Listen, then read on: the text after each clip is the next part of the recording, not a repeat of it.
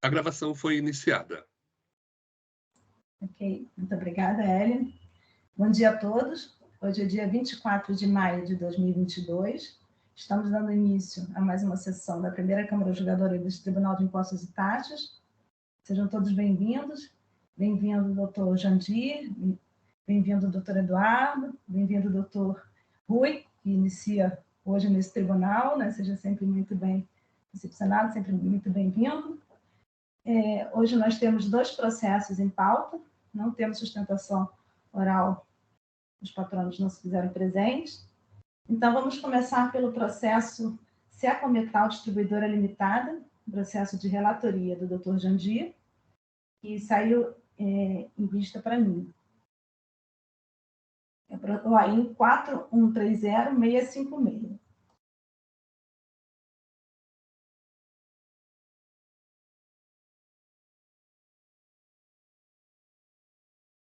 Primeiramente, eu vou pedir ao Dr. Jandir que faça um breve resumo desse processo, porque na última sessão o Dr. Rui não estava presente. Eu acho que seria importante, né, fazer uma contextualização antes de eu apresentar meu voto de vista. Por favor, Dr. Jandir. Pois não, doutora Luciana. Bom dia a todos novamente. Eu vou fazer um breve resumo, então, do voto que eu apresentei na sessão anterior. Esse caso ele trata de 3 acusações, sendo que a primeira e a terceira têm a mesma base factual, né? Só mudam os anos, né? Então, ambas tratam da falta de pagamento do imposto devido pela emissão de notas fiscais eletrônicas sem destaque de ICMS, devido como se fosse enquadrado no regime do Simples Nacional, embora a empresa já fosse enquadrada no regime periódico de apuração. Então, a infração número 1 trata do período de... Deixa eu ver aqui. Perdão, eu estou lendo um outro caso aqui, me perdoe. Na verdade, essa primeira infração é única, não se trata de 2 infrações, não. Só existe essa infração do período do ano 2019, né? Falta de pagamento de imposto. E as seguintes, as infrações número 2 a 7, elas se referem a descumprimento de obrigações acessórias, né? A número 2 trata de falta de escrituração falta de entrega, né, da EFD. A número 3 é falta de entrega da FD saídas, né? A número 2, EFD entradas. A número 4, falta não adoção, né, do livro de apuração do ICMS. Número 5, deixou, né, de entregar as GIAs, né, no período aqui mencionado, né, de janeiro a outubro de 2019. A infração número 6 não adotou o registro de inventário. E a infração número 7, a empresa teria promovido em outubro de 2019 o encerramento das atividades sem comunicação à Cefaz. Então, essas são as acusações. No voto que eu proferi, eu afastei algumas preliminares de nulidade invocadas pela parte, né? E com relação ao mérito, eu abordei 2 aspectos, né? A aplicação do artigo 85A da Lei 6374, que, no meu entendimento, né, eu constatei, né, que todas as acusações, fora a número 1, né, que é de direito material, mas as demais, que é de direito, que é de obrigação, referentes a obrigações acessórias, todas elas indicaram que deixou de aplicar esse dispositivo, ou seja, o artigo 85A, em razão da prática dolosa, fraudulenta ou simulatória, que consta aqui do relato de cada uma das infrações, né? E, no entanto, não houve demonstração em nenhum momento, né, de que tenha sido ocorrido, né, tenha sido o contribuinte praticado qualquer ato, né, doloso, simulatório ou fraudulento. E, por conta disso, eu entendi que, tendo em vista que a acusação ela especificamente abordou como motivo para a não aplicação do dispositivo essa prática, então, como essa prática não foi demonstrada, que então poderia ser aplicado o dispositivo, ou seja, a regra de que trata o artigo 85A da Lei 6374 de 89, que, como o senhor sabe, né, ela implica na aplicação do limite, né, de 1% do valor total das operações de saídas, né, ocorridas nos últimos 12 meses anteriores à lavatura da auto-infração. Então, ela dispõe sobre esse limite, né, da penalidade. E no que se refere ao outro aspecto que eu abordei no meu voto, trata-se da responsabilização solidária dos sócios da empresa, né? E aqui, além de não constar também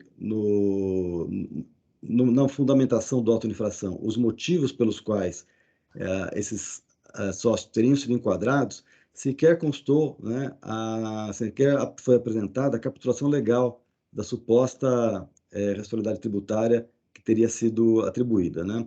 Então, não há nos autos, né, ou nem mesmo no relatório circunstanciado, qualquer referência à capitulação legal, aos fatos, né, que poderiam ter motivado essa responsabilização pessoal dos sócios, o que acabou vindo aos autos, né, de forma até lacônica e protocolar, apenas por ocasião da manifestação fiscal sobre a defesa, né, quando foi indicado que teria sido o artigo 9º, né, o inciso 11, combinado com o parágrafo único do regulamento, e o artigo 134.7 do CTN, que fundamentariam a responsabilização solidária. Mas, mesmo assim, ainda que tenha havido tardiamente, ainda assim não foram descritos, né, os motivos pelos quais teriam sido sócios responsabilizados solidariamente.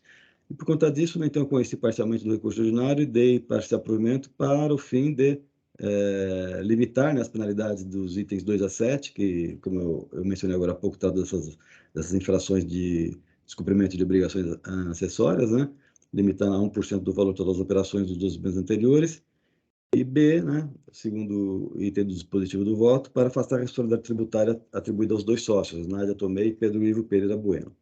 Então, em resumo, doutora Luciana, esse que foi o voto que eu preferi, então eu vou a palavra para que a senhora possa expor, então, a apresentar o voto de divergência. Obrigado. Ok, doutor Jandir, muito obrigada. Mais uma vez, parabéns pelo voto, muito bem fundamentado. Passo a ler, então, o meu voto de vista. Eu já lancei no sistema. Pedi preferência nos presentes autos para melhor analisar a controvérsia posta e que já foi objeto de voto apresentado pelo ilustre juiz relator Dr. Jandir José Baleluca, a quem rendo minhas sinceras homenagens. Adoto totalmente o relatório elaborado pelo ilustre relator. Cuida-se de recurso ordinário interposto em face de decisão de primeiro grau, que julgou improcedente as defesas apresentadas pelo contribuinte e pelos responsáveis solidários. Respeitosamente, levando divergência em relação ao muito bem lançado voto do ilustre relator, que propõe o provimento parcial do apelo recursal. Meu primeiro ponto de discordância concerne o entendimento de que haveria de se limitar as penalidades de cada um dos itens 2 e 7 do AIN a 1% do valor total das operações de saídas e das prestações de serviço realizadas pelo estabelecimento infrator nos 12 meses anteriores ao da lavratura do auto de infração, nos termos do artigo 85-A da Lei 6374 de 1989. Com a devida vênia, entendo que, conquanto a discussão recursal acerca da aplicação da BNS prevista no artigo 85 da 637489 tenha se centrado no enquadramento ou não dos fatos narrados nos itens 2 a 7 do AIN, nas hipóteses impeditivas previstas no parágrafo 2º da referida norma, existe uma questão antecedente que torna prejudicada a pretensão do recorrente. O ponto relevante é a impossibilidade material de apuração do valor total das operações de saída e prestação de serviço realizado pelo estabelecimento nos 12 meses anteriores à lavratura do AIN. Haja vista que o autuado deixou de entregar os arquivos referentes à escrituração fiscal digital e as guias de informação de apuração do ICMS, como bem informou a autoridade fiscal, a folha 11. Ressalte-se que consta expressamente do campo observações do demonstrativo do valor total das operações e serviços de folha 7, que não foram informados os valores das operações de saída e prestações realizadas pelo estabelecimento. Nesse cenário, resta evidente que, se o autuado deixou de informar os valores das operações de saídas e prestações realizadas, não há como se apurar o valor limite para a mitigação das multas nos termos do que prevê o artigo 85-A da Lei 637489, o que, de plano, inviabiliza a pretensão recursal. Todavia, cabe aqui dizer que, ainda que assim não fosse, melhor sorte não lograria o autuado, porquanto estamos a tratar especificamente de condutas infracionais concernentes ao não fornecimento ao fisco das informações econômico-fiscais exigidas pela legislação, relativas a operações e prestações, ou seja, o impeditivo da mitigação da penalidade constante no item 2 do parágrafo 2º do artigo 85-A da Lei 637489. E, aliás, a bem da verdade, não é dado a parte se valer da sua própria torpeza. Ela não apresenta a declaração e, ao mesmo tempo, que é a mitigação da penalidade por um valor que deveria estar expresso nessa declaração. Com efeito, o presente trabalho fiscal decorre do fato de, o estabelecimento autuado ter promovido, em 2/10/2019, o encerramento de suas atividades sem comunicar tal fato à repartição fiscal que estava vinculado, item 7, e ter deixado de adotar os livros, né, registro de entrada, saída e apuração, né, o RAICMES, as guias, né, referente aos meses de janeiro de 2009 a outubro de 2009, bem como o registro de inventário referente ao mês de dezembro de 2019. Contudo, como já dito acima, independentemente da aferição dos fatos narrados nos itens 2 a 7 do AIN se enquadrarem ou não nas hipóteses impeditivas do parágrafo 2º do artigo 85 da Lei 6374, relevante para a solução da controvérsia é que, se o autuado deixou de informar os valores das operações de saída e prestações, não há como se apurar o valor limite para a mitigação das penalidades, o que por si só obstaculiza a aplicação da citada norma ao caso. Ante o exposto, entendo que não há como se acolher a pretensão recursal. Então, esse é meu primeiro ponto de divergência em relação ao voto. Outro ponto diz respeito ao afastamento da solidariedade combinada no presente AIN.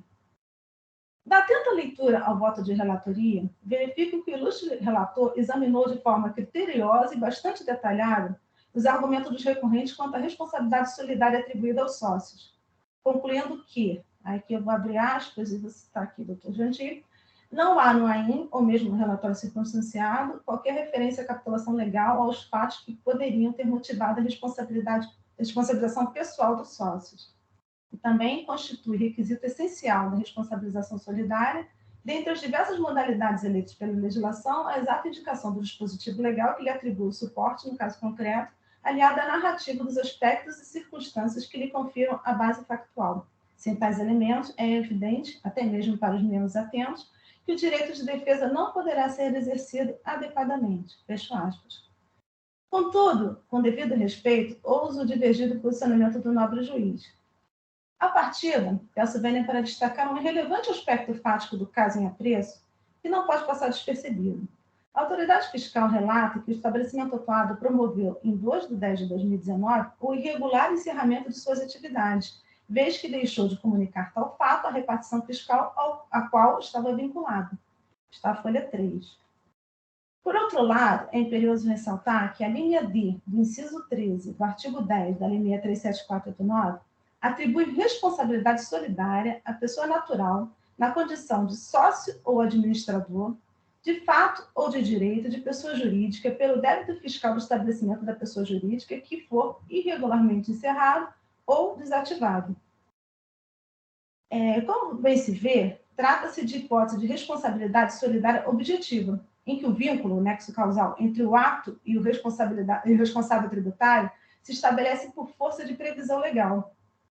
Deduz-se, então, ser despicienda, nesse caso, a demonstração nos autos do nexo causal entre o ato infracional e a conduta do agente, ou de sua ação ou omissão culposa ou dolosa.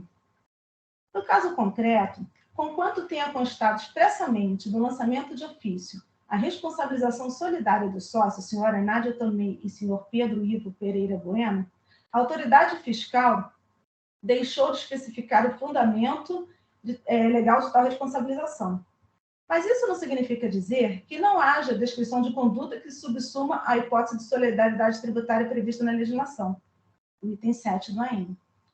Muito embora, na manifestação fiscal de folha 139 a 144, em razão dos questionamentos trazidos nas peças defensivas dos responsáveis solidários, tenha sido indicado o artigo 9, inciso 11, combinado com o parágrafo único do RICMES e do artigo 149, 7 do Código Tributário Nacional, releva notar que a coluna da Câmara Superior deste Tribunal de Impostos e Taxas já decidiu que, abro aspas, com a concretização do contraditório tridimensional e participativo, não se restringe às partes apenas a discussão acerca dos fatos jurídicos, pois também os fundamentos jurídicos são passíveis de discussão. A autoridade judicante do TIT deve fundamentalmente analisar livremente as provas dos autos, dizendo direito aos casos concretos, conforme sua distinta especialização e competência técnica, sem descurar da observância do direito fundamental do contraditório e da ampla defesa das partes. Em sucintas palavras, identificando a autoridade judicante, fato jurídico ou fundamento jurídico não trazido pelas partes em suas manifestações processuais, cabe ao julgador ou a conversão do julgamento de diligência para a prévia manifestação das partes. Isso foi no voto vencedor do ilustre juiz Dr. Rodrigo Pansanato Ossada, o AIN 479.812-4. Assim, é sobre a referida orientação jurisprudencial que, a partir do cotejamento entre as circunstâncias fáticas narradas no AIN e a legislação que trata da matéria, tenho como configurada a subsunção da responsabilidade solidária atribuída no presente auto de infração a regra prevista à linha D do inciso 13 do artigo 10 da Lei 636489. Isso posto, cumpre, então, examinar as consequências da omissão da fundamentação jurídica da solidariedade legalmente prevista no presente lançamento de ofício, em face do que preceitua a Lei 13.457 de 2009, que dispõe sobre o processo administrativo tributário no âmbito do Estado de São Paulo. A Lei 13.457 de 2009 estabeleceu ser possível, no curso do processo administrativo, ou seja, entre a efetivação do lançamento provisório e do definitivo, o saneamento de incorreções ou omissões existentes no lançamento fiscal, em situações em que nestes tenham constado elementos suficientes para se determinar com segurança a natureza da infração e a pessoa do infrator. Nos artigos 11, 13 e 14 da referida norma, encontram-se delineados os pressupostos legais permissivos para a correção do lançamento no curso do processo administrativo, a saber, o primeiro, as incorreções ou omissões do auto de infração que permitam a determinação com segurança da natureza da infração e da pessoa do infrator não acarretam a nulidade do lançamento, artigo 11 da Lei 13.457. Estando o processo em fase de julgamento, os erros de fato e os de capitulação da infração ou da penalidade serão corrigidos pelo órgão do julgamento de ofício ou em razão de defesa ou recurso, não sendo caso de decretação de nulidade. É o caput do artigo 13. Irregularidades existentes no auto de infração podem ser corrigidas de ofício ou por ordem do órgão de julgamento. É o caput do artigo 14. E irregularidades que tiverem causado prejuízo à defesa não acarretarão a nulidade dos autos que puderem ser supridos ou retificados, devendo, entretanto, ser devolvido ao autuado prazo para pagamento do débito fiscal com o desconto previsto à época da lavratura do auto de infração ou para apresentação de defesa, em relação aos itens retificados. Parágrafo 1º e 2º do artigo 14 da Lei 13.457. Menosprezar tais normas significaria negar validade a dispositivos válidos, vigentes e eficazes, o que é vedado ao juízo administrativo nesse contencioso tributário. Artigo 28 da Lei 13.457 de 2009. Nesse diapasão, para melhor compreensão das nuances das normas sobreditas, cabe revisitar os ensinamentos de Paulo Barros de Carvalho. Se extrai da lição do eminente professor que erro de direito é um problema internormativo, que ocorre entre a norma individual e concreta e a norma geral e abstrata. Ao passo que erro de fato é um problema intranormativo, que ocorre no âmbito do próprio lançamento, norma individual e concreta. Conforme se apreende, o erro de direito refere-se a um problema de subsunção, a um engano no enquadramento legal. O artigo 11 da Lei 13.457 de 2009 é cogente estabelecer que as incorreções ou omissões do auto de infração acarretarão sua nulidade quando nele não constar elemento suficiente para se determinar com segurança a natureza da infração e a pessoa do infrator. Diversamente, no caso em apreço, a mácula identificada no AIN permite a determinação com segurança da pessoa do infrator. Aliás, e a bem da verdade, a controvérsia em comento não está na pessoa do infrator, estabelecimento autuado, e sim na do responsável tributário, aquele que, sem possuir relação pessoal e direta com o fato gerador, é obrigado, por força de lei, ao recolhimento do tributo devido. A despeito disso, é certo e relevante para a solução da controvérsia que não estamos a tratar de erro na identificação dos responsáveis tributários. As pessoas físicas responsabilizadas constam como participantes no quadro societário do estabelecimento autuado. Está a folha 74. Tampouco de engano no enquadramento legal, visto que se trata do próprio elemento omitido.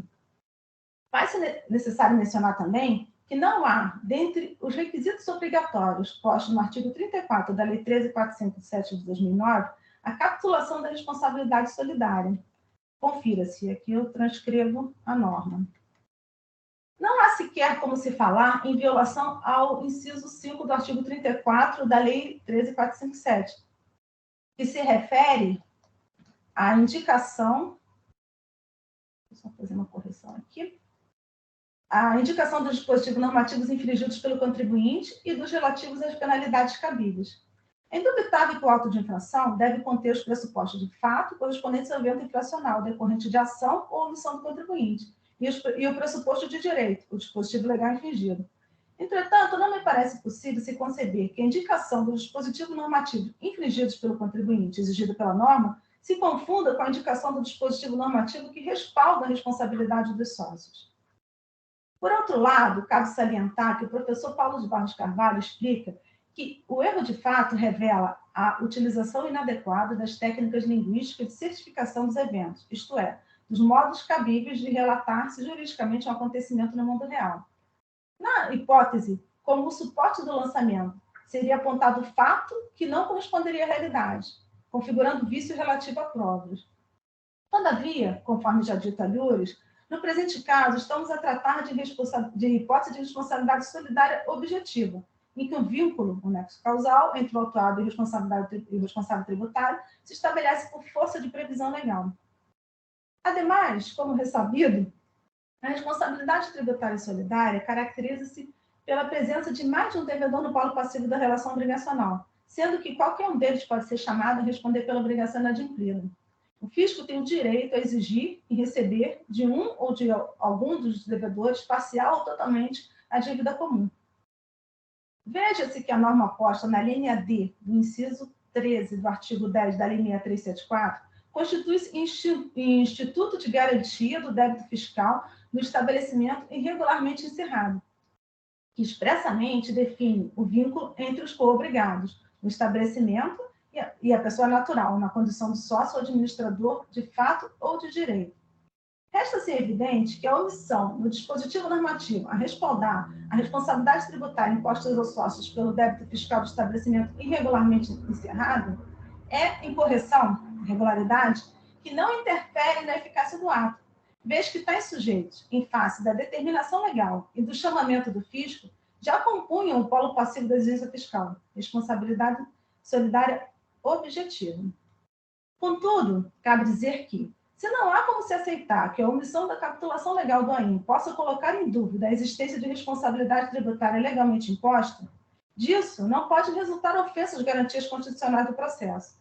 Assim, para as circunstâncias como a do caso em apreço, a norma posta no artigo 14 da Lei 13.457 autoriza o órgão de julgamento a suprir a irregularidade constatada, efetuando a correção de ofício, desde que assegurado o direito à ampla defesa. Aqui, então, eu estou transcrevendo o artigo 14. É imperioso ressaltar que o saneamento de irregularidades existentes no auto de infração, em correções ou omissões, é remédio previsto na legislação que rege o contencioso administrativo paulista e que, de modo algum, configura modificação do critério jurídico.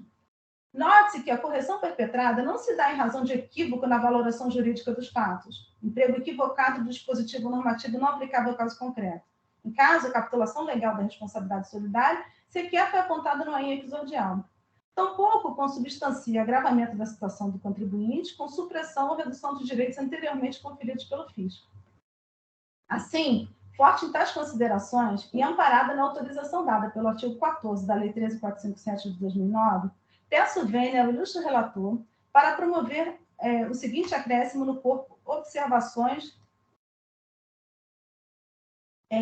do auto de infração, fazendo constar a responsabilização tributária solidária dos sócios do estabelecimento autuado nos termos do que disciplina a linha D do inciso 13 do artigo 10 da Lei 637489. Então, constaria no corpo observações, o item 7, entre aspas, nos termos da linha D do inciso 13 do artigo 10 da Lei 637489, respondem solidariamente pelo débito do presente auto de infração os sócios senhora Nádia Tomei e senhor Pedro Ivo Pereira Bueno. Na sequência, para assegurar o direito à ampla defesa, determina o encaminhamento dos autos à autoridade fiscal atuante para que os recorrentes sejam intimados a, no prazo de 30 dias, efetuar o pagamento do débito fiscal com desconto previsto à época da lavratura do auto de infração ou apresentar nova defesa, relativamente ao item retificado, a responsabilização solidária dos sócios, capituladas por esse órgão de julgamento na linha D, inciso 13 do artigo 10 da Lei 637489, ficando sobrestado o exame do apelo ordinário apresentado quanto às demais arguições. É como voto, doutores. Doutor Jandir, uma colocação? Doutora Luciana, sempre um enorme aprendizado, né, ouvir os seus votos, ainda que divergentes, né, pois, como de costume, eles contribuem com aspectos importantes, né, que nos fazem refletir, né. No caso dos presentes autos, né, pelo que eu compreendi, as divergências são basicamente duas, né, exatamente os pontos que eu acabei dando provimento do recurso, né, a aplicação do artigo 85A e a responsabilidade solidária, né.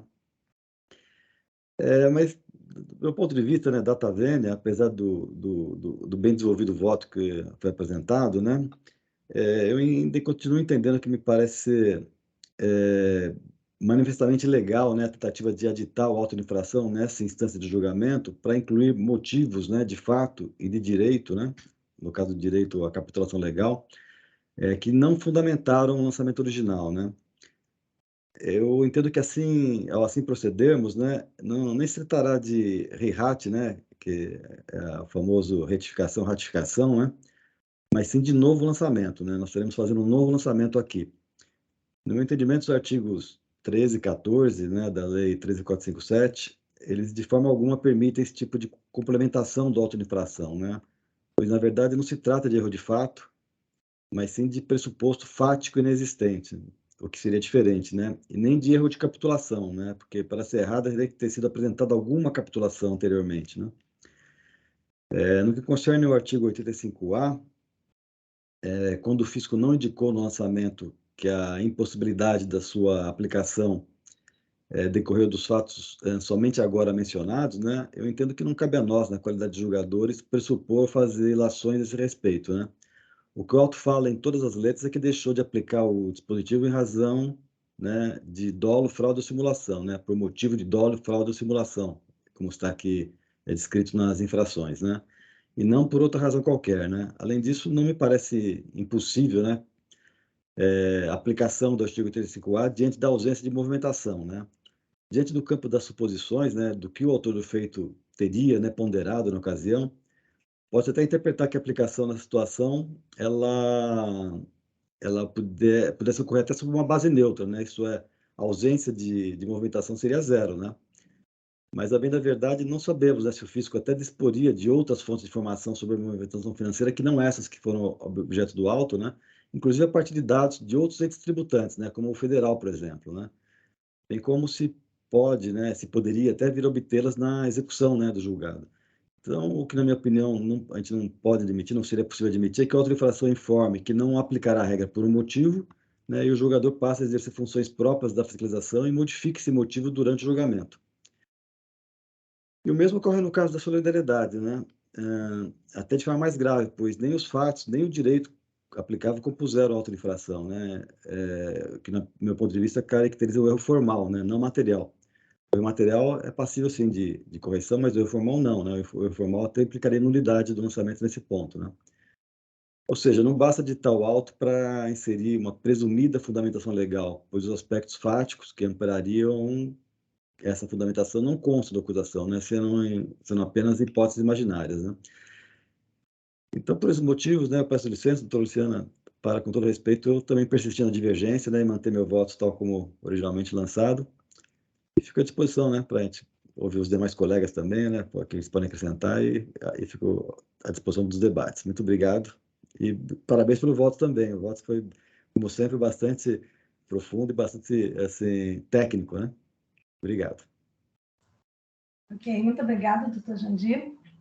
Então, vamos ouvir os colegas, né? Doutor Eduardo, alguma colocação?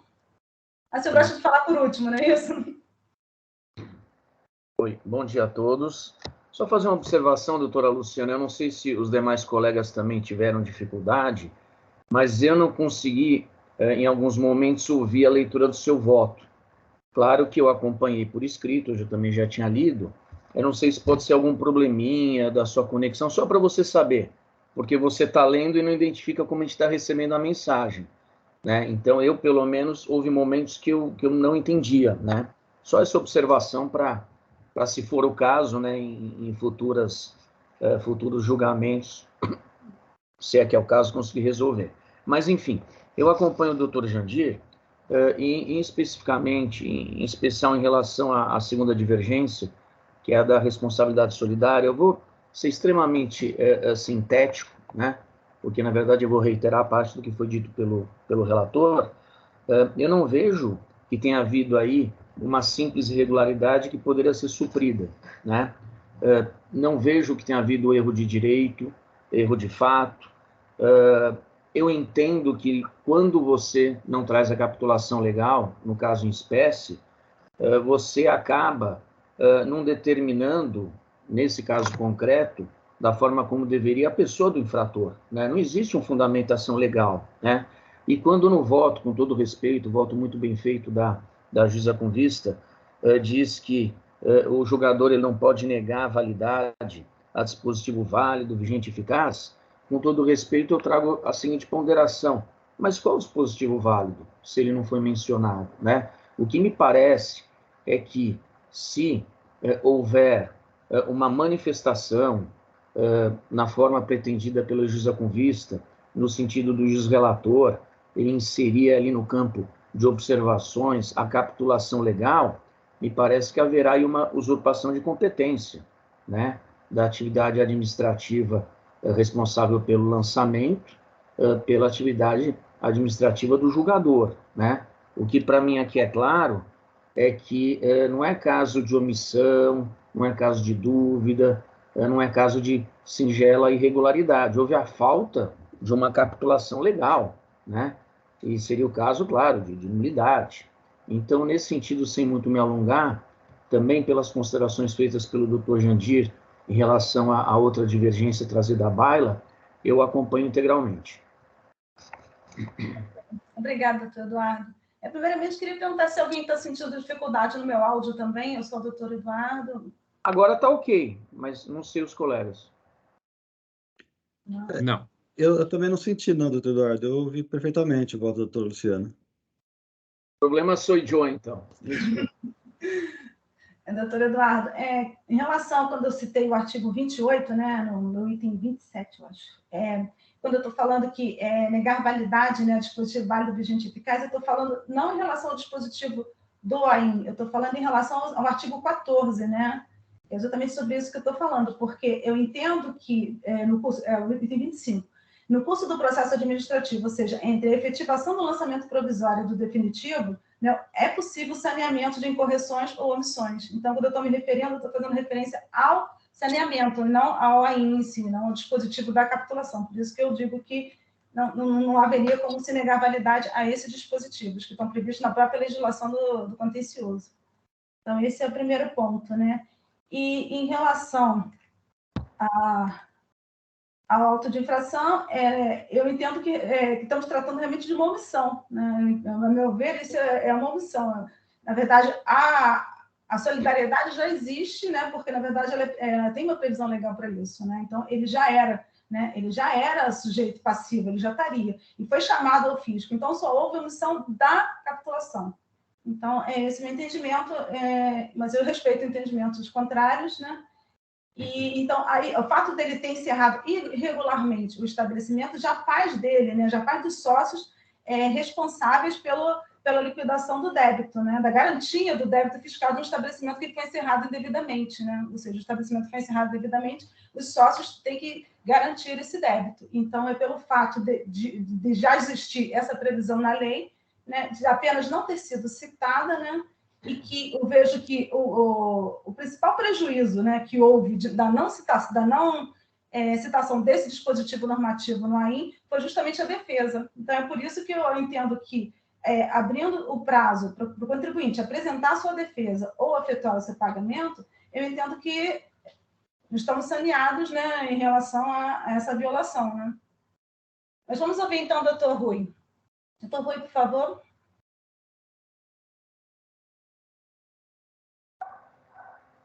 Oi, estamos sem áudio, doutor. Desculpa.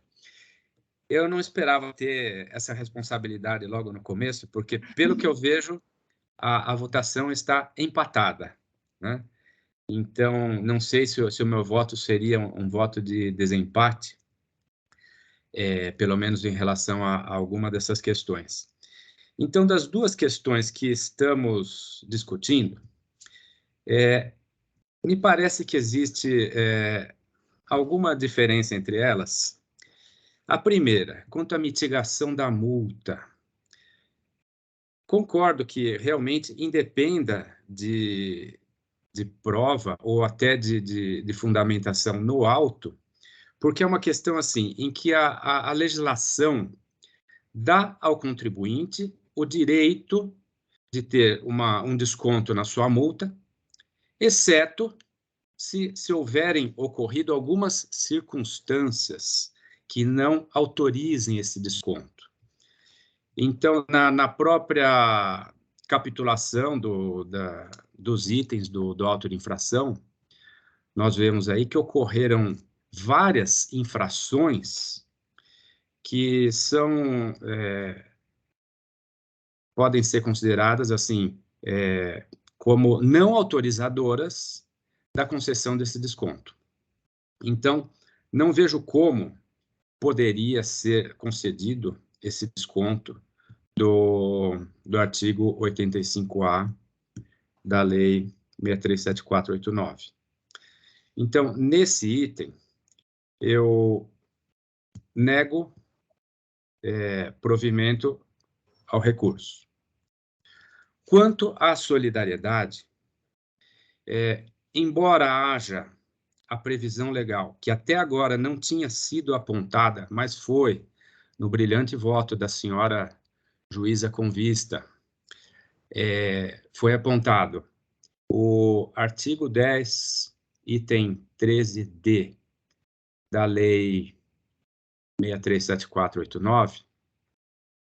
Então, foi apontado esse item que realmente é a previsão legal que faz com que o sócio se torne responsável solidário no caso do encerramento irregular das atividades. Contudo,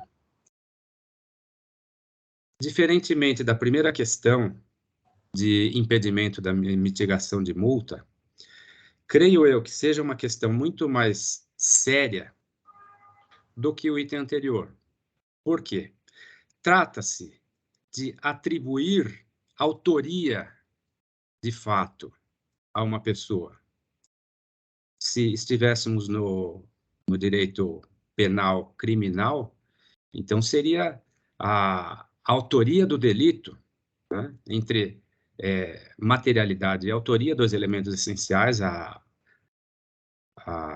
caracterização do delito. Então, nós teríamos a autoria.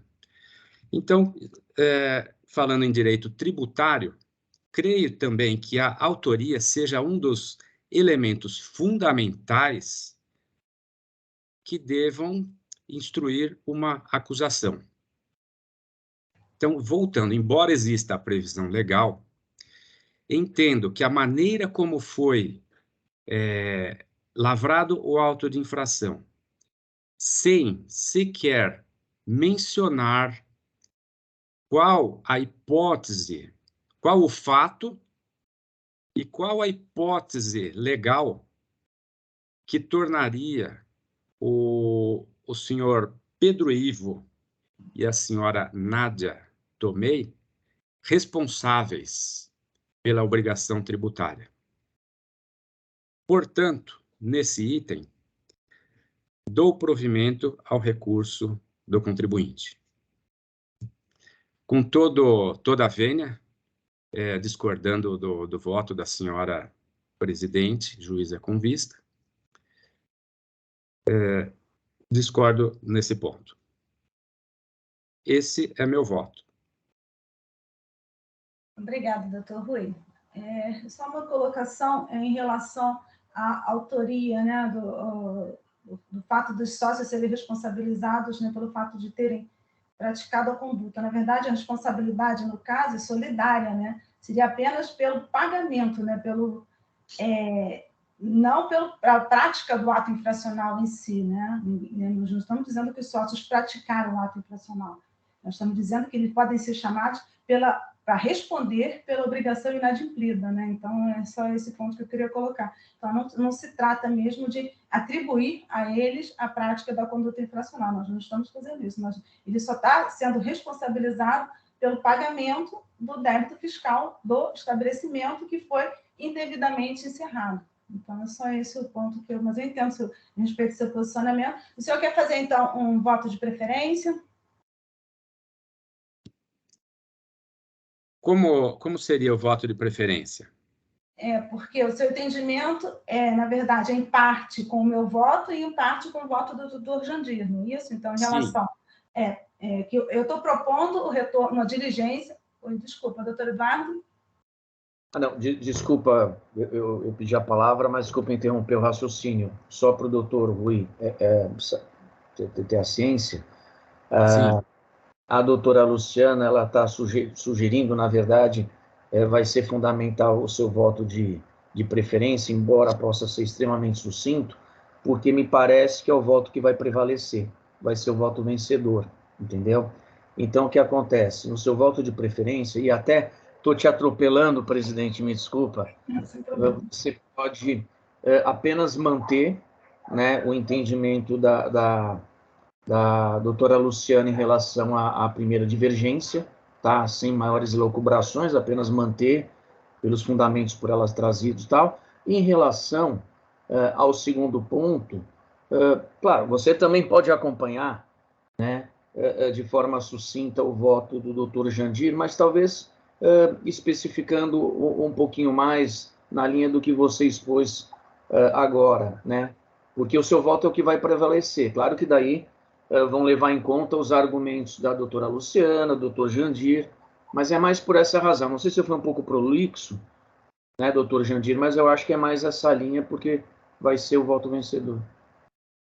Não, perfeito, doutor Eduardo. Também acho que a recomendação foi excelente.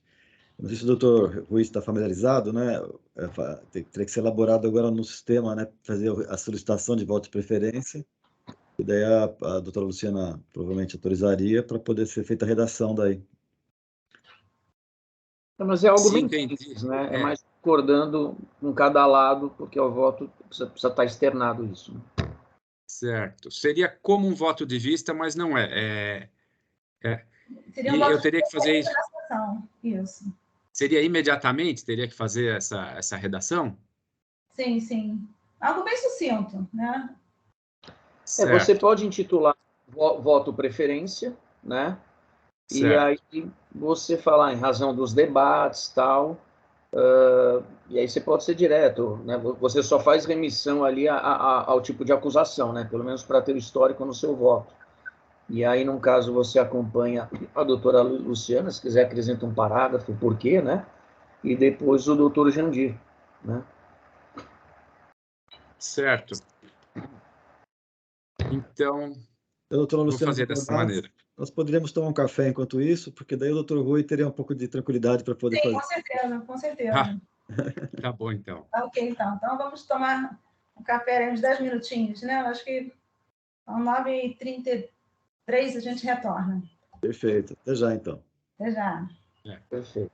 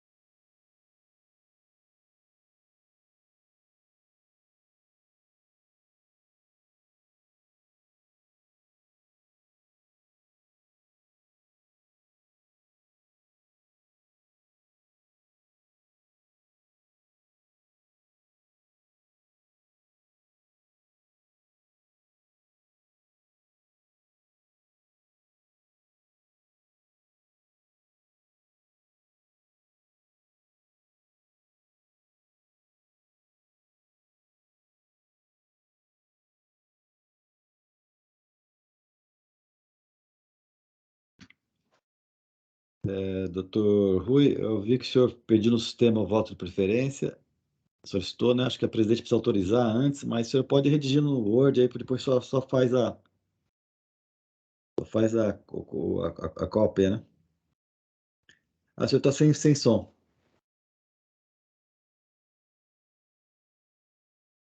Obrigado, doutor Jandir. Eu tinha pensado exatamente isso. Vou fazendo no Word e depois copio, colo lá no Sistema. sistema. Obrigado. Nada.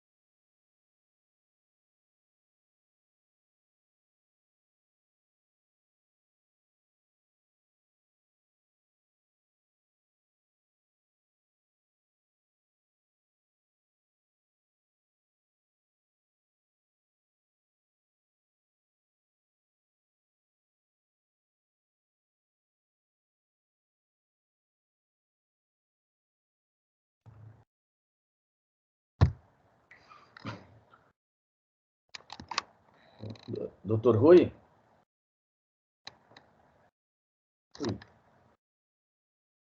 Pois não. Tá, desculpe interrompê-lo.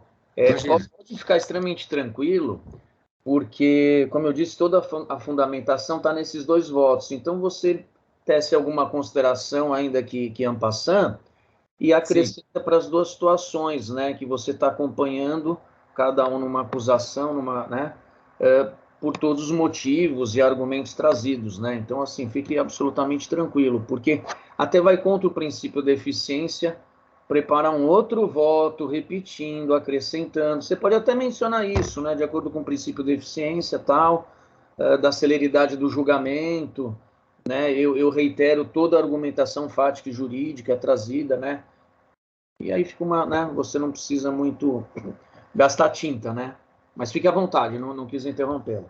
Certo. Agradeço, porque me deixa mais tranquilo, assim, de fazer algo bem Exatamente isso, sucinto mesmo. é exatamente Tá. isso. Uhum. Maravilha. Obrigado.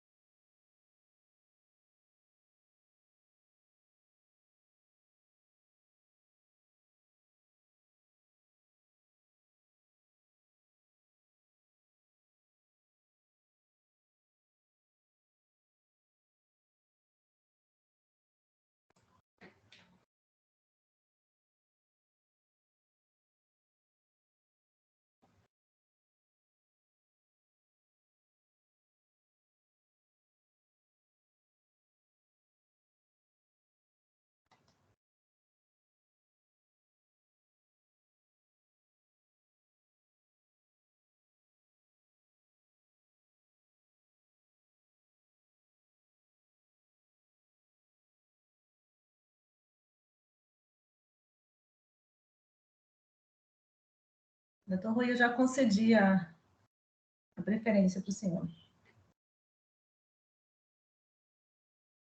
Sim, senhora. Estou quase finalizando aqui o voto de preferência. Aí, se houver alguma coisa que deva ser revisada, adequada, enfim, fico à disposição. Fique tranquilo, fique tranquilo.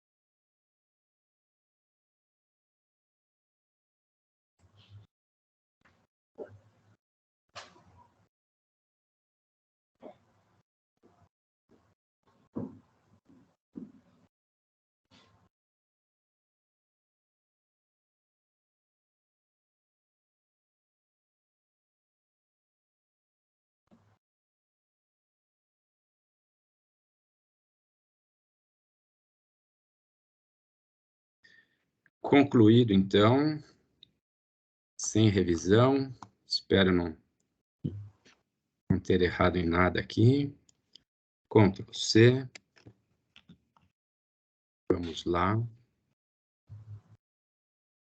Redigir preferência. Ctrl C, Ctrl V. Colou. Para mim aparece a tela do intervalo ainda.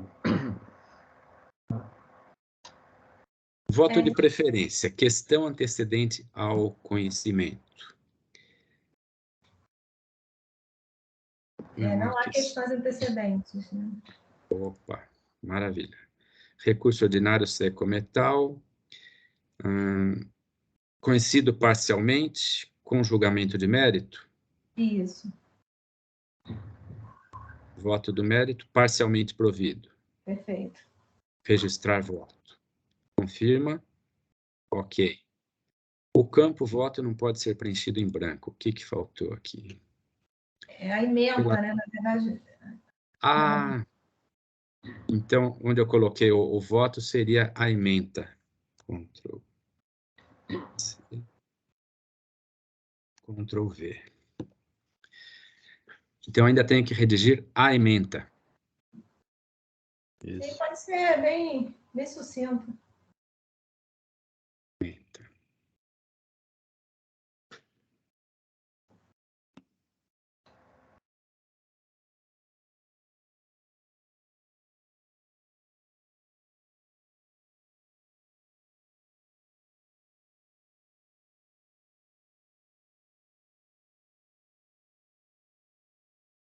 Eu acho que enquanto o doutor Rui redige a emenda, a gente pode ouvir a doutora Karina, representação fiscal, né? Doutora Karina?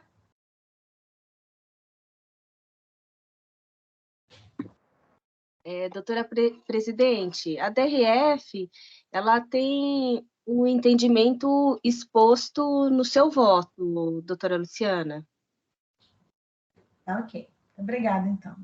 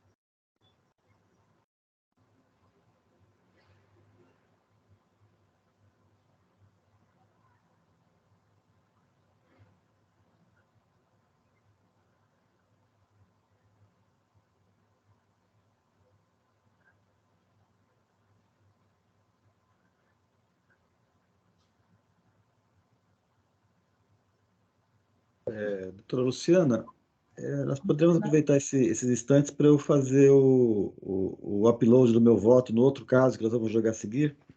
Perfeito, perfeito.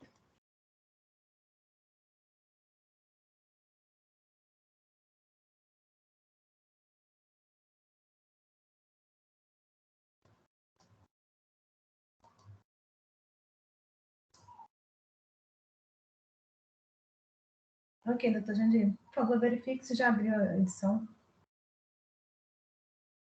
Sim, já está disponível. Obrigado.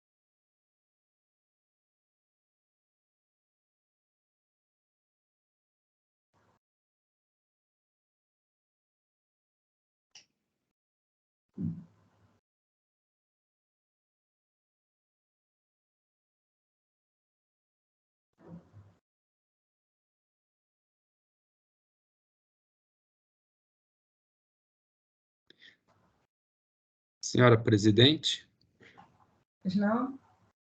parece que consegui enviar meu voto de preferência. Ok. Obrigada. Você quer proceder à leitura, por favor? Sim.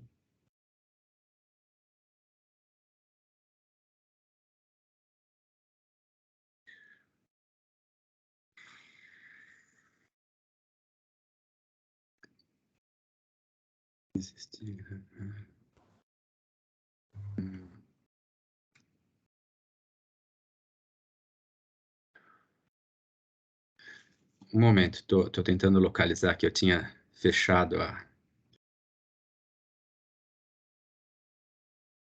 Oi, Carlos, acho que é aqui.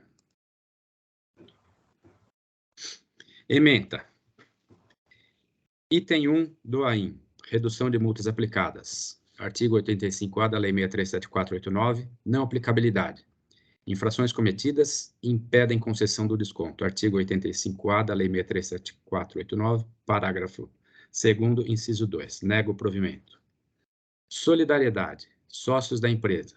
Necessidade de instrução do procedimento com fundamentação fática e jurídica que justifique a inclusão dos sócios como responsáveis solidários. Recurso provido. Voto de preferência. Trata-se de debate de duas questões sobre as quais paira a controvérsia. 1. O pedido do contribuinte no sentido de lhe ser concedida a mitigação das multas aplicadas nos itens 2 a 7 do auto de infração. Quanto a esta questão, considerando que restaram comprovadas e não afastadas pela defesa as infrações previstas em lei como impeditivas da concessão do referido desconto, acolho integralmente o voto da juíza com vista no sentido de negar provimento a este pedido. 2. O pedido dos autuados Nádia Tomei e Pedro Ivo Pereira Bueno, incluídos como responsáveis solidários, para que seja afastada a solidariedade. Trata-se de questão em que, apesar de haver expressa previsão legal a configurar a solidariedade, como brilhantemente exposto pela juíza com vista em seu voto, entendo que a atribuição de responsabilidade tributária à pessoa diversa do contribuinte, além de previsão legal, deva ser embasada em fundamentação fática e jurídica adequadas, o que não ocorreu por ocasião do lançamento. Portanto, em relação a este item, acompanho o voto do juiz relator, no sentido de dar provimento ao pedido de afastamento da solidariedade de Nádia Tomei e Pedro Ivo Pereira Bueno. Ok. Muito obrigada, doutor Rui. Parabéns aí pela redação, então, em tempo recorde, né? Parabéns. Obrigado. Então, eu acho que eu posso encerrar os debates. Alguém tem mais alguma colocação? Alguém tem mais alguma dúvida? Então, estou encerrando os debates aqui do caso da Secometal.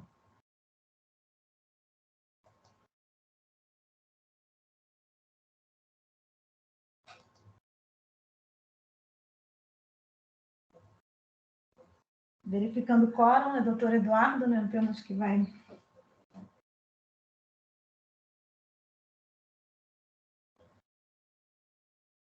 Ok. Iniciando votação.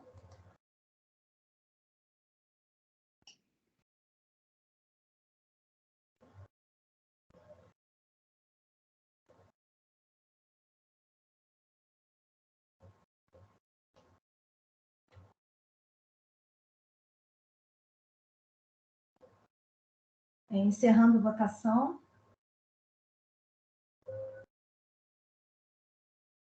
No caso, eu já dei o meu voto no voto de preferência, é isso? Isso, exato. Certo. Na verdade, eu vou ter que escolher o voto vencedor. Eu acho que é isso. Acho que após encerrar a votação, que eu vou ter que escolher o seu voto como vencedor.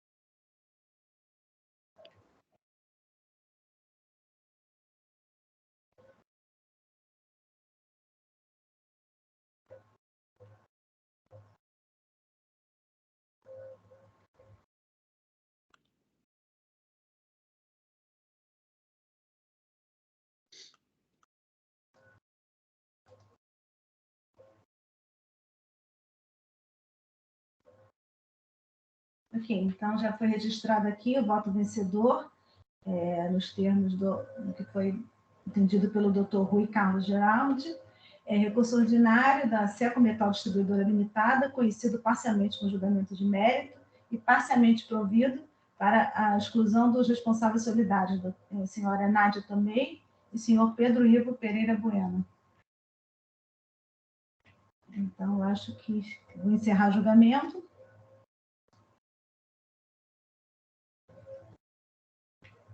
Julgamento encerrado.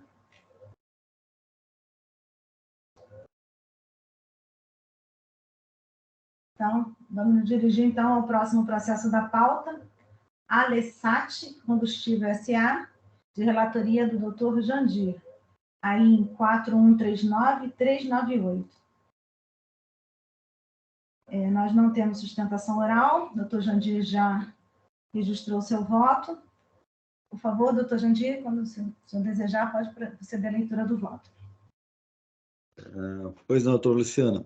Eu vou, se os senhores me permitem, pular o relatório e ir direto para o voto, porque no decorrer do voto eu já abordo as questões todas que foram tratadas, né, nos autos, e qualquer coisa, se for necessário, nós voltamos para o relatório. Bom, indo direto para o voto, trata-se de auto de infração lavrado sob acusação de falta de pagamento de ICMS a partir da constatação de diferença quantitativa do produto etanol hidratado, que é o código AEHC, né? Código 005, por diferenças apuradas por levantamento fiscal específico nos anos de 2017, que é o item 1 do auto, e 2016, item 3 do auto, além de creditamento indevido do ICMS em operações de entrada de mercadorias sujeitas ao regime da submissão tributária, item 2 do auto.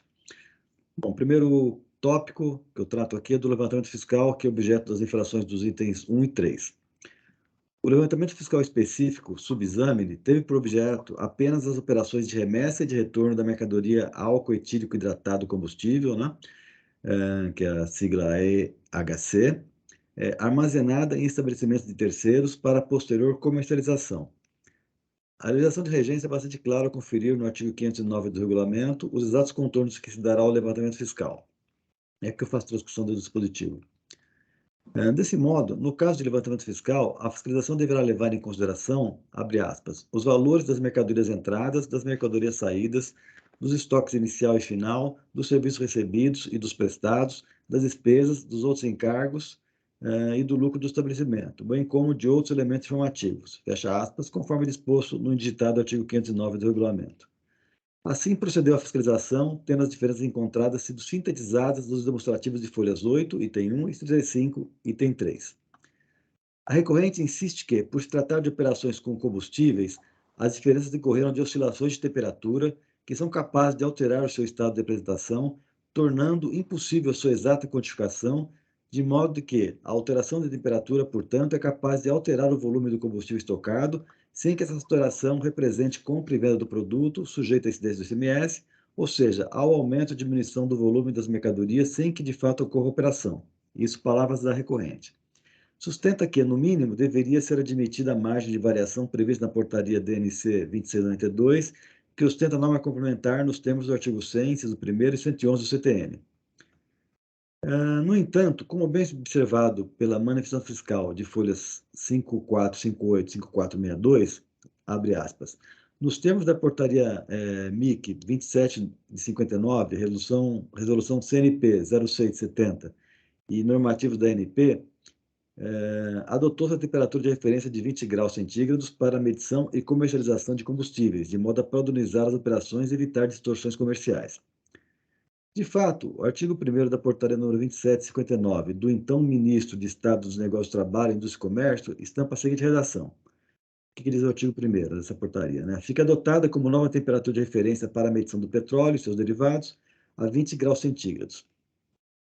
Já a resolução número 6, de 1970, do Conselho Nacional do Petróleo, se encontra assim enunciada. Aqui eu transcrevo, eu só vou ler 2 trechinhos, um trechinho que está em negrito aqui, que diz o seguinte: considerando que, pela portaria 27 de 59, o Ministério da Indústria e Comércio adotou a temperatura de referência de 20 graus centígrados para a medição dos derivados de petróleo, lá embaixo, o que diz o artigo 1º? Ficam aprovadas para uso na comercialização dos derivados do petróleo as tabelas anexas de correção para 20 graus centígrados, da densidade e do volume daqueles produtos.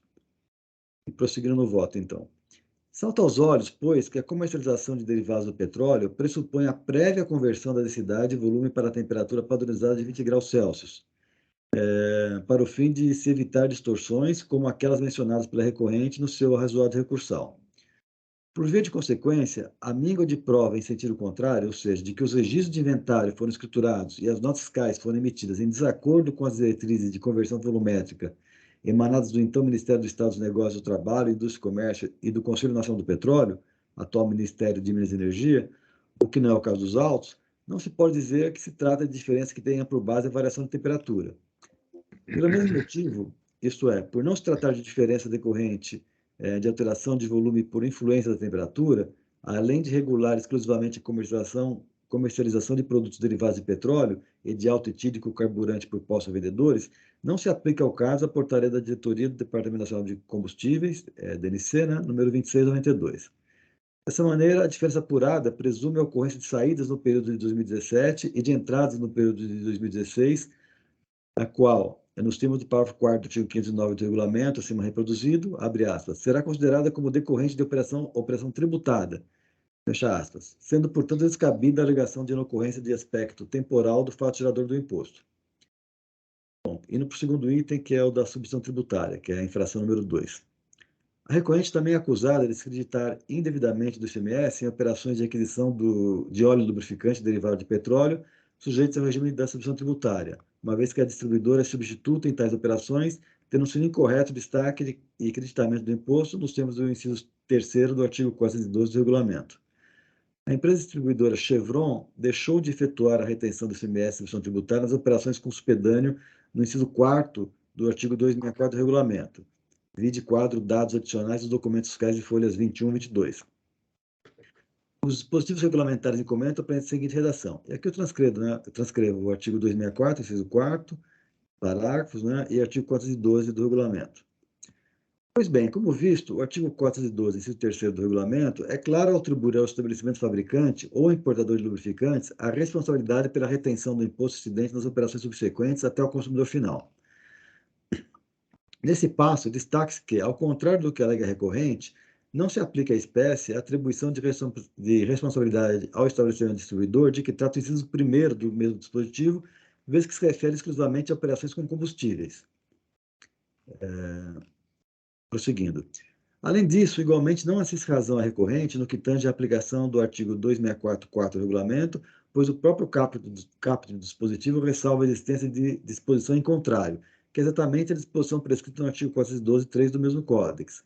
Ademais, o próprio parágrafo 2º do referido artigo 264 estatui que, abre aspas, o disposto dos incisos 3 e 4 não autoriza o estabelecimento destinatário atacadista a receber, sem a retenção antecipada do imposto, mercadoria de outro contribuinte responsável por tal retenção. Fecha aspas. Melhor sorte numa cita recorrente quando sustenta que a solução estaria no parágrafo 4º do mesmo dispositivo legal, que, segundo ela, seria claro ao estabelecer que, caso o destinatário receba a mercadoria sem retenção do imposto, as partes, remetente e destinatário, serão solidariamente responsáveis pelo regulamento do imposto devido. Realmente, o aludido comando legal dispõe que o imposto relativo à substituição tributária será exigido do remetente, podendo o fisco exigi-lo do destinatário, mas desde que, na ocorrência de qualquer saída ou evento que descaracterizar a situação prevista nos incisos.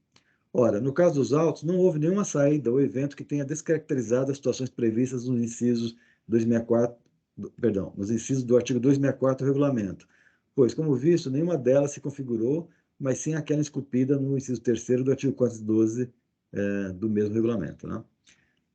Já quanto à aplicação do artigo 267 do regulamento, merece acolhimento a petição recursal. Com efeito, lê-se no respectivo dispositivo. E aqui eu vou ler o dispositivo porque é o artigo que eu estou me baseando para acolher a pretensão da empresa. Não recolhido o imposto pelo sujeito passivo por substituição, né? Daí vemos aqui no inciso 2º. Tratando-se de débito não declarado em guia de informação, o débito fiscal poderá ser exigido do contribuinte substituído. A, em razão de fraude, dolo ou simulação, mediante lavratura de auto-infração, e B, nos demais casos, mediante notificação, cuja não atendimento acarretará lavratura de auto-infração e imposição de multa. Como se vê, o artigo 267 do regulamento prevê a possibilidade do fisco exigir do substituído o imposto não recolhido pelo sujeito passivo por substituição. A respeitável decisão recorrida, nesse ponto, enfrentou assim a questão, né? Eu transcrevo a decisão recorrida que, na verdade, não acolhe a pretensão. Prosseguindo no item 31. Tem razão a respeitável decisão singular ao afirmar que a previsão do artigo 267, inciso 2 do RICMES, não deve ser aplicada para qualquer caso em que o substituto se equivocou na retenção do ICMS-ST, nem para convalidar a operação entre substituto e substituído, em que aquele venha a deixar de cumprir suas obrigações tributárias e transfere de forma imediata para o substituto. Entretanto, é indene de dúvidas que o artigo 267 objetiva possibilitar que o fisco possa cobrar o imposto do substituído quando não puder cobrá-lo do substituto. O inciso 1 refere-se aos casos em que haja decisão judicial e o inciso 2 é atinente aos episódios em que o débito não tenha sido declarado em guia de informação, aplicando-se a letra A, situações de fraude, dolo ou simulação, e a letra B, de natureza residual, a todos os demais casos. Vale dizer, quando o débito não tiver sido declarado em guia de informação, como ocorreu no presente caso em que o ICMS-ST sequer for apurado pelo substituto, e não se trata de dolo, fraude ou simulação, a decorrência lógica é a sua classificação dos demais casos de que trata a letra B. Nessa ordem de ideias, ainda que a recorrente não tivesse aplicado o regime da ST nas operações seguintes, a fiscalização, com base no artigo 267, 2b, poderia dela exigi-lo. Por conseguinte, no caso dos autos, seria factível ao fisco exigir o recolhimento do ICMS-ST tanto do substituto quanto da recorrente substituída, que, ainda que por erro de interpretação, se antecipou e efetivou a substituição tributária nas operações em SPEC. E, a promover a ST na operação, desapareceu o interesse do fisco de exigir a obrigação já satisfeita. Alerte outro sim que, muito embora a acusação não se relacione à exigência do ICMS-ST, mas sim a crédito indevido, é evidente que a exigência do ICMS-ST demanda a admissão do crédito na sua apuração, nos modos estabelecidos pelo artigo 268 do regulamento, que dispõe que o valor do imposto a ser recolhido a título de substituição passiva por substituição é a diferença entre o valor do imposto calculado mediante a aplicação da alíquota interna sobre a base de cálculo prevista para a operação ou prestação sujeita à substituição tributária e o valor do imposto devido pela operação ou prestação própria do remetente.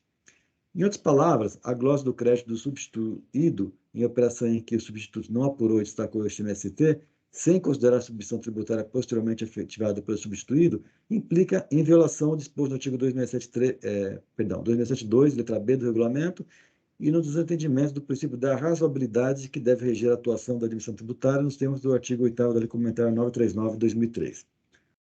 Já indo para o dispositivo, diante do exposto, com o recurso ordinário, ele dou parcial provimento para cancelar a acusação objeto do item 2.2 do auto infração, ficando preteridos os demais argumentos apresentados pelas partes, por serem incompatíveis com os fundamentos aqui adotados. Assim que eu voto, presidente, e fico à disposição dos pares para debates. Obrigado. Ok, muito obrigada, doutor Jandir.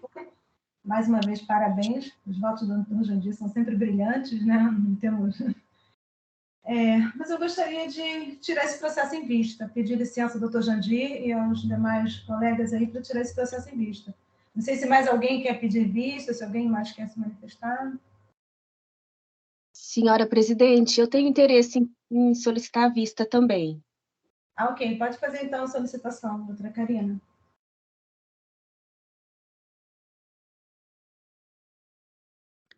Senhora presidente, Oi, pois não? não pretendo pedir em vista, mas apenas para efeito de aprendizado, juiz substituto, quando pede vista, como fica o cumprimento do prazo processual, tendo em vista não se saber quando esse juiz vai novamente participar de uma sessão naquela mesma Câmara? A pergunta difícil, né, que a gente não tem muita resposta. Geralmente, a gente pede para o juiz que substituto fazer uma preferência, colocar seu voto, né, no momento, né, porque não há nenhuma restrição a isso, né, não há uma restrição de vista, mas como padrão, né, geralmente a gente pede que coloque como preferência. Entendi. Obrigado. Só complementando, doutor Luciano, se me permite, em algumas situações ocorre à vista, né? Mas daí tem que ser combinado com uma próxima substituição, né? Então, às vezes demora muito realmente, como o doutor Rui já antecipou, mas é possível, né? É possível, Sim. Tem que ser combinado uma próxima substituição nesse caso, seria necessário que o doutor João, né? Não esteve, se o doutor Rui pedisse vista, mas são que o doutor João não estivesse presente, né? Para poder... Verdade. A senhora que também está pedindo vista, né? Poder apresentar. Só fazer um comentário para esclarecer o doutor Rui. Claro que pode ser, como o doutor Jandir falou, uma coisa combinada, tal, nada obsta ao substituto ele pedir vista, não se sabe quando aí vai substituir, né? Agora, quando acontece essa hipótese em que um julgador titular da Câmara pede vista, né, aí cá entre nós, né, a gente evita o pedido de vista do substituto, porque já vai ter um pedido de vista de um titular, né? E aí, Sim. difícil, assim, não haveria tanta necessidade, a não ser que, conversando no próprio julgamento, o substituto dissesse, olha, o que eu vou questionar é um outro ponto, diferente do que é o objeto da vista, né? Então, a gente Exatamente. vai conforme o andar da carruagem, né? Para ter a eficiência, a celeridade do processo administrativo, mas, obviamente, para o juiz substituto participar de fato também, né? Poder retirar processo. Então, vai conforme caso a caso, né? A gente vai sentindo. Claro, sem dúvida. Okay. Obrigado.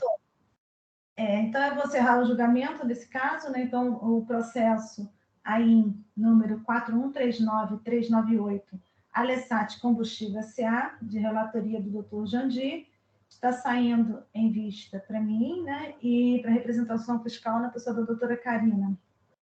Então, eu estou encerrando o julgamento.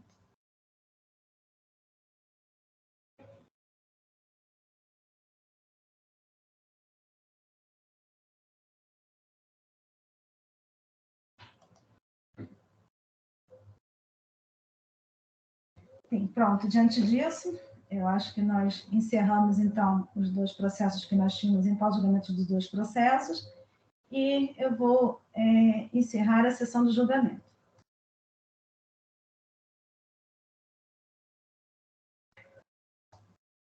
Ok? Sessão do julgamento encerrada. Então, passo, então, as considerações finais, né, como já é hábito na nossa Câmara, né?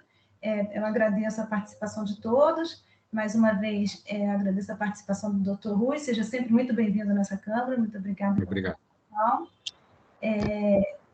Se quiser fazer alguma manifestação, se quiser algum entendimento, por favor. agradeço muito pela oportunidade, pelo acolhimento com que foi tratado, e gostei, assim, simpatizei muito com todos os integrantes e com o modo de condução dos trabalhos e o tratamento das questões. Então, muito prazer ter participado dessa sessão com todos vocês. Obrigado. Ok, nós que agradecemos, doutor, seja sempre bem-vindo. Doutor Jandir, uma consideração?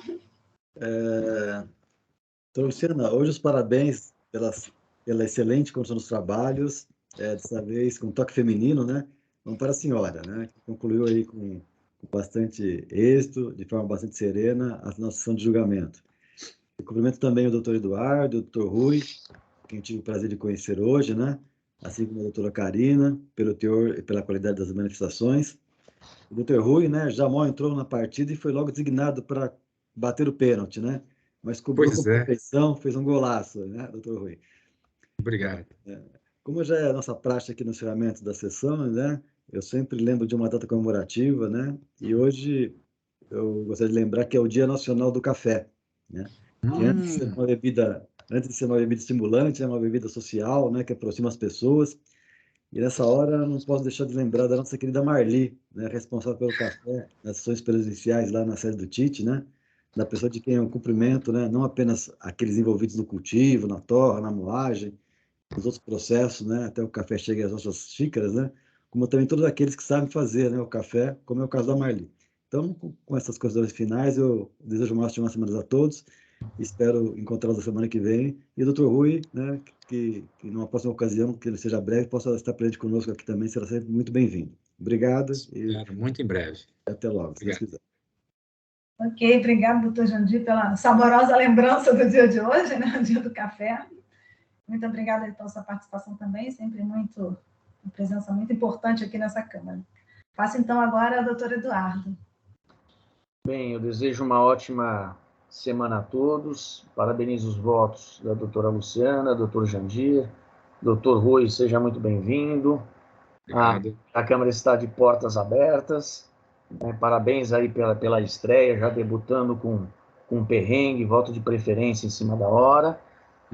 São Dia do Café, eu vou prestigiar a bebida, até porque eu dormi umas 3h30, e eu vou ter incumbências até umas 10 horas da noite. Vou ter aula lá na PUC, então eu vou consumir bastante essa bebida. Então, também um abraço a Karina, uma ótima semana a todos. Ok, doutor Eduardo, muito obrigada. Doutora Karina, mais alguma consideração? Eu desejo a todos uma excelente semana e agradeço a oportunidade de participar nessa Câmara. Obrigada. Ok, muito obrigada, doutora Karina. Então, assim, a gente encerra a sessão da primeira Câmara Julgadora do Tribunal de Impostos e Taxas, do dia 24 de maio de 2022. Por favor, Hélio, você pode encerrar a gravação?